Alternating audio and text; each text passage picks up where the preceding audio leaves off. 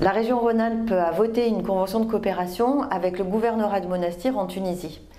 On avait déjà il y a quelques années des conventions de coopération, mais depuis 2011, plus de cadre d'action. À la suite de la Révolution, notre convention avait pris fin et on n'avait plus de convention.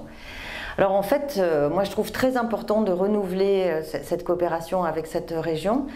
D'abord parce que la situation qui avait provoqué la Révolution existe toujours avec des grandes difficultés sociales, un exode rural important vers les côtes et vers les grands centres urbains, et puis des difficultés économiques qui restent, et puis des problèmes sécuritaires qui restent aussi. Donc un territoire qui est marqué par ces difficultés. Donc c'est important d'agir, de l'accompagner pour lui permettre un développement soutenable. Mais aussi ce qui est intéressant à remarquer, c'est qu'après ces révolutions, un processus démocratique se met en marche. Il y a eu une constitution qui a été votée, constitution d'ailleurs pour laquelle les femmes étaient soulagées de voir que leurs droits étaient reconnus, pas comme complémentaires mais comme égales des hommes.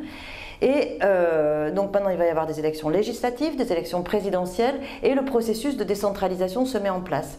Donc nous on souhaite travailler avec nos partenaires sur l'appui au processus démocratique, aider les institutions qui vont se mettre en place, mais surtout aider la société civile à s'organiser et à participer aux décisions en mettant un point focal très fort sur les questions culturelles et sur la jeunesse.